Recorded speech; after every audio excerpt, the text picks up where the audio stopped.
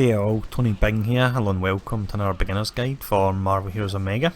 With this guide we'll be covering the Unstoppable Juggernaut. Now we will look at his talents and traits, we'll check out a few of his costumes. The one you can see at the moment is Feed itself and it's pretty awesome.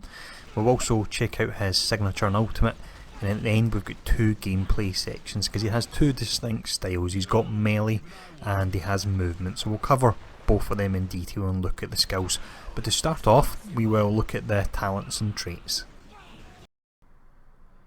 First off here then we look at his offensive trait, and that is Unstoppable. Now he's got quite a unique setup in that his base damage is based on 2% of your tenacity. Tenacity is a stat that prevents you from being crowd controlled, so not quite sure what it'll do when that comes to console, if it will stay the same or change, but this is how it actually is on PC at the moment. His actual primary attributes are durability and strength, so you can either get deflect or health through that. Personally I would go for the health and stack the durability.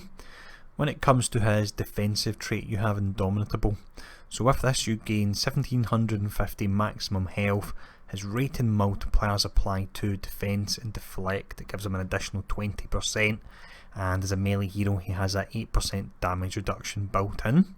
Now if we look at his resource, another unique mechanic to him is momentum.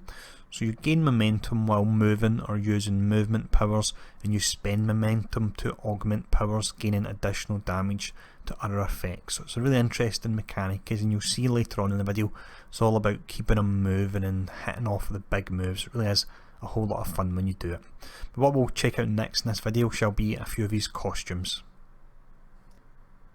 So this is his default costume on PC. It's called Unstoppable. It's one I'm not really familiar with because I'm used to the red rather than the brown look.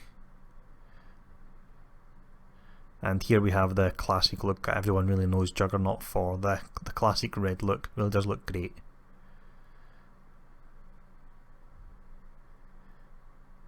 We then have the X-Men costume, another different one, another one that, to be honest, I'm not really familiar with, but I'm sure there's fans that will know this one. And then we have the awesome enhanced Feed itself, and he's got the big huge hammer as well. This really is a pretty awesome costume, and the actual hammer does interact with the skills, so when he jumps he'll slam the hammer as well. So yeah, a whole lot of fun this one. But what we will check out next will be his signature and ultimate. For the signature we have a skill called Unstoppable Charge. So with this one, put your head down and bulldoze clear through everything in your path. You are unstoppable. So it works as a dot. When you hold this down it will last up to 6 seconds. Through talents you can get it lasting for 3 seconds, but make it more powerful and buff your melee. You'll be immune to crowd control while you're using it. It's got a high 45-second cooldown, but again through talents you can get it, so you can use other skills to reduce the cooldown of this. And finally I'll mention through talents you can get it, so you can essentially continually use this. It does gain a 60% damage reduction, but if you want to simply hold down one button and run through the levels of Juggernaut, you can certainly do that. So it's quite fun that the options there, if nothing else, even if it isn't the most efficient of build options. But next up, let's have a look at his ultimate.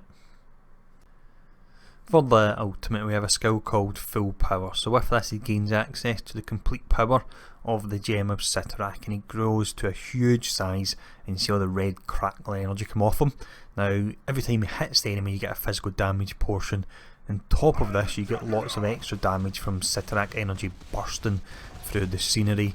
You also get a 50% base damage increase, absorb 30% damage, and become immune to crowd control as well. So it really is great, especially if you use this and then some of his steroid moves and then his signature as well. It really is a thing of beauty if you use that particular combo. But what we will do next in this video is we will check out his different skill sets. So it's movement and melee. We'll check out the melee ones first.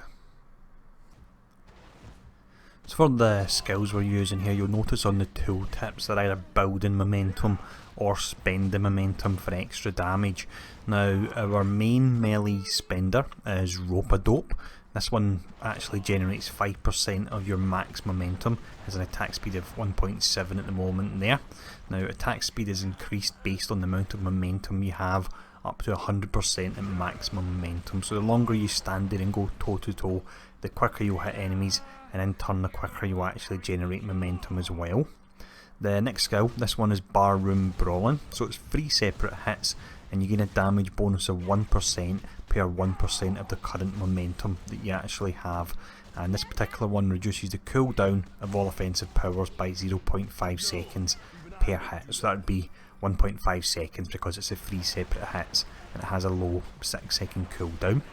We then have a bleed in his kit, and that's accessible through Big Headbutt. So you have the initial damage packet and then you've got the bleed as well there. The cooldown on it is a low 4 seconds.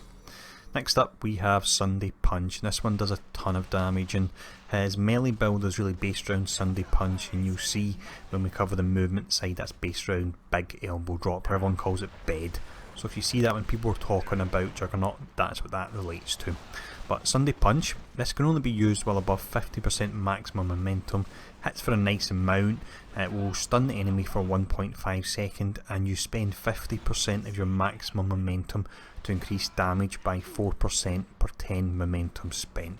So you want to stack your momentum as high as you can, punch with this, but I've actually done the Cosmic Trial on PC when you fight the Sentinels and they come down and they can take a while to whittle down. I managed to one-shot them.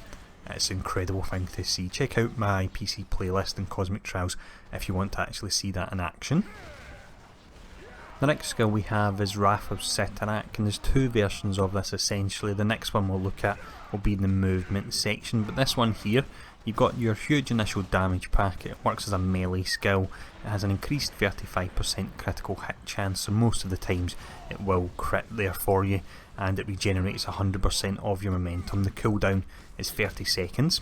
We then have a skill that's good for clearing trash, and that's Earthquake. So you've got your initial damage packet, you spend 50% of your maximum momentum to increase damage by 4% per 10 momentum spent. So the initial hit will hit hard, subsequent ones can be used to hold down to take out trash. But you can see I'm going toe to toe with Shocker at the moment. That's him almost down. There we go, nice Sunday Punch to finish him off there, that looked pretty great. So what we'll cover now will be the movement side of things. For this gameplay segment showcasing the movement side of things, then I've got the Fear Itself costume. This really is an incredible looking costume.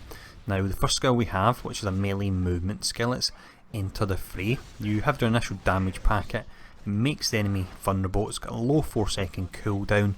Now if you're below 30% momentum, this will generate 30% of your max momentum, and momentum will not decay for 4 seconds. And if you're above 30% momentum, it will actually leave a dot in the enemy for 8 seconds. So you open with this and it will get your momentum up as well, or if you've already got momentum then you'll drop the dot on enemies.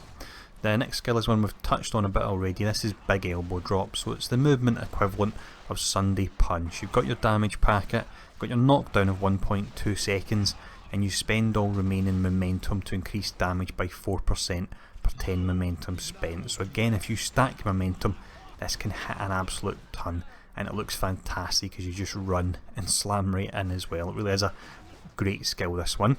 Now next up we have Scion of Sitarak. So we looked at Wrath of Sitarak, this is the other version of it.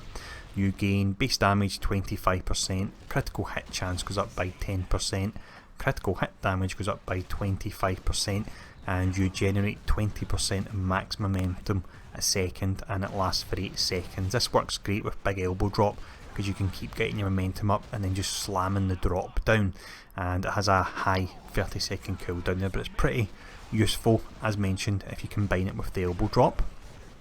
The next skill we have is something a bit different. This is Crimson Force Field, so it'll make you invulnerable for 5 seconds. It's got a high 30-second cooldown, but it's actually affected by power duration. Now that's not too relevant in console because we don't have many sources of it, but on PC we've got quite a few sources. You can actually stack this up a fair bit, and it really can be quite useful, especially on the melee build. If you want to stand and go toe to toe, you can get close to 30% uptime on invulnerability with it, but you do have to stack the actual power duration. The final skill we look at is one that he's probably used a lot of times on you to down you in mid-town. It's Devastating Charge. So you hold this down, you see the big red arrow, and then you slam through the enemy, and you do 100% bonus damage if it's fully charged, and you generate 50% of your momentum. And through talents you can actually have this, so it will instantly defeat non-boss enemies, so that will be very good in the Cosmic Trial, no doubt. But we'll fire off all these skills as we're running about like a madman against Dr. Octopus.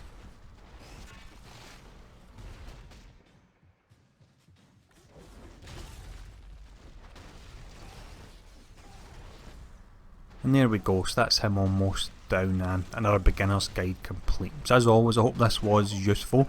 Now next up we have Magneto and Doctor Doom to cover. Once we've done that, I will cover Rogue. Sorry she's took so long, it's just the reason she's going to be a difficult one, so I wanted to do these ones first. But as always, thanks for tuning in for this. I'll see you all again soon.